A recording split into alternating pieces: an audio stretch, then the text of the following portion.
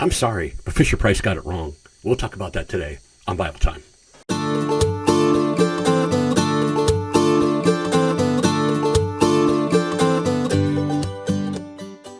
Hello again, everyone, and thank you for joining me for Bible Time. When I was younger, I'm going to say I was probably 6 or 7, maybe 8 years old. Anyway, I received for Christmas a Noah's Ark. And in this playset from Fisher-Price, if you remember back then, the people were round and they were made of hard plastic, and yeah, it was a long time ago. But I had a Fisher-Price plastic Noah. I had an ark. I had 2 cows, 2 giraffes, 2 pigs, 2 of a couple of different things, 2 birds. And this was the Fisher-Price Noah's Ark playset from the 70s. So, why was this wrong? How did Fisher-Price get it wrong? Well, in Genesis chapter 6, verse 19, this is what it says. And of every living thing of all flesh you shall bring 2 of every kind into the ark to keep them alive with you. They shall be male and female. Makes sense, right? 2 of every animal. But then if we go on to chapter 7, beginning with verse 2, you shall take 7 pairs of every clean animal, a male and his female, and 2 of the animals that are not clean, a male and his female. So here we see that you take 7 of every clean animal and 2 of every unclean animal. So which is right, which is wrong? They're both right. In chapter 6, God is simply explaining that you can't just take a male pig, for example. You have to have a male and a female so that they can repopulate the earth after the flood. So he says 2 of every kind, a male and a female.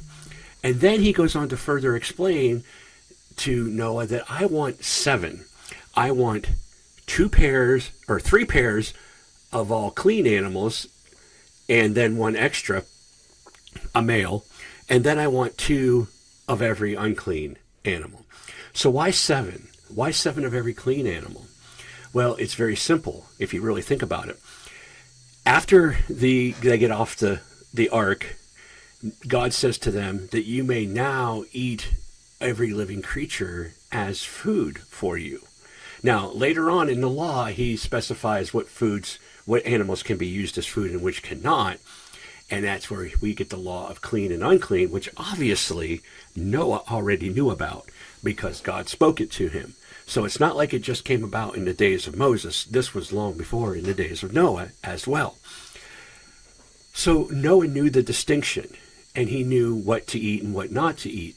Now, if you have 2 of every kind, let's take a cow, for example, and Noah wants to cook himself up a nice steak after he gets off the boat. You know, it's been a long few months on this ark and all these animals, and, you know, he's probably got cabin fever, and now he wants to have a nice big steak. If he kills one of the cows, then there are no more cows if there's only 2. But if he has 7, he can kill a couple of them. The others can still procreate and make more and populate the earth. Now, he knows that he's not supposed to eat a pig because he understands clean and unclean. So he's not even going to touch the pigs. They're going to procreate and finish populating the earth again. But if he's going to have food for himself, he's got to have extras. Hence the 3 pairs. Now, what about the 7th one? Why? Well, because he offers a sacrifice to the Lord. See, Noah knew the law before it was ever spoken to Abraham or Moses or anyone. He knew that God required sacrifice for sin. Cain and Abel knew this.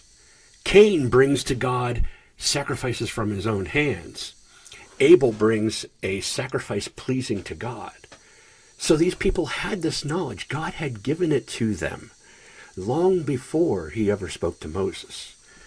So Noah knew, I need to take one of these cows and offer it as a sacrifice, which was an animal that was able to be sacrificed. A pig is not. So there was no need to bring more than 2, a male and a female. They can procreate and populate the earth with pigs. The cows, I have to have a couple to eat and I have to have one to sacrifice. And the others need to procreate and populate the earth.